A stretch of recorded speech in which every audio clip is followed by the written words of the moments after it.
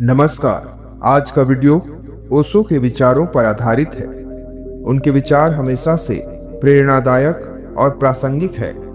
आज के वीडियो का शीर्षक है मृत्यु का भय। मृत्यु यह शब्द है जिसे सुनते ही डर, घबराहट पैदा हो जाती है।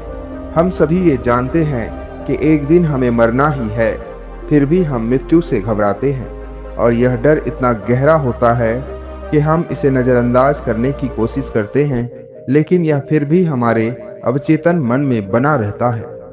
आचार्य ओशो रजनीश ने मृत्यु के भय के बारे में बड़े ही सुंदर और गहरे ढंग से समझाया है। वे कहते हैं कि मृत्यु को लेकर डरने की जरूरत नहीं, क्योंकि मृत्यु का अस्तित्व ही नहीं है। यह सिर्फ बदलाव है, एक रूपांतरण है। तो आइए भगवान ओशो रजनीश के विचारों से मृत्यु के 8 रहस्यों को समझने और उसके भय से मुक्त होने की कोशिश करें। पहला, मृत्यु को स्वीकार करो, डर से मुक्त हो जाओ। ओशो कहते हैं कि मृत्यु से भागने की जरूरत नहीं, बल्कि उसे स्वीकार करना सीखो। जब तुम अपने जीवन में मृत्यु को जीवन का स्वाभाविक हिस्सा मान लो, तो उसका भय अपने आप खत्म हो जाएगा। मृत्यु का कोई अस्तित्व नहीं है, यह सिर्फ जीवन का एक पहलू है। दूसरा, मृत्यु को जीवन के खिलाफ मत समझो। हमारे समाज में हमें यह सिखाया है कि मृत्यु एक बुरी चीज है, एक ऐसा अंत है जिससे बचना चाहिए, पर ओशो इसे गलत मानते थे। वे कहते हैं कि मृत्यु जीवन का दुश्मन नहीं, बल्कि उसका एक महत्वपूर्ण हिस्सा है। मृत्यु कोई त्रासदी नहीं, यह बस एक दरवाजा है जो तुम्हें एक नए संसार में ले जाता है। जिस तरह पौधा मुरझा जाता है तो उसकी जगह नया पौधा उगता है, यही प्रकृति का नियम है कि पुराना समाप्त होता है और नया जन्म लेता है। तीसरा, मृत्यु का भय क्यों होता है? तो ओशो कहते हैं कि मृत्यु का भय इसलिए होता है क्योंकि हम जीवन को पूरी तरह नहीं जीते।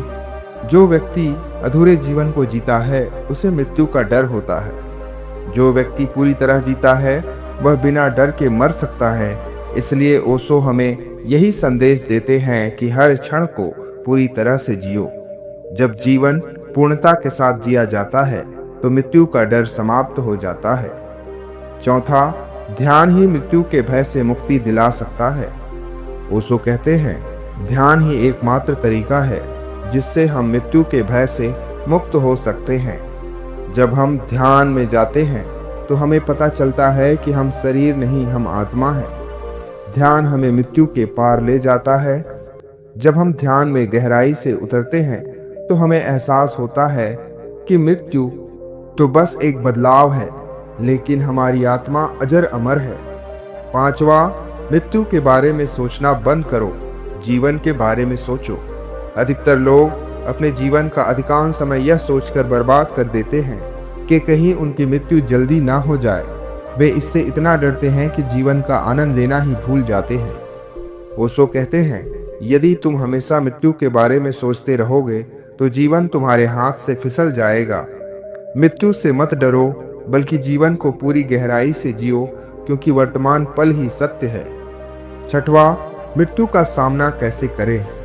ओशो के अनुसार मृत्यु को स्वीकार करने का सबसे अच्छा तरीका है कि हम इसे अपने जीवन में बार बार महसूस करें। कुछ प्रयोग है जो आप स्वयं के साथ कर सकते हैं। हर दिन कुछ मिनटों के लिए मृत्यु की कल्पना करो।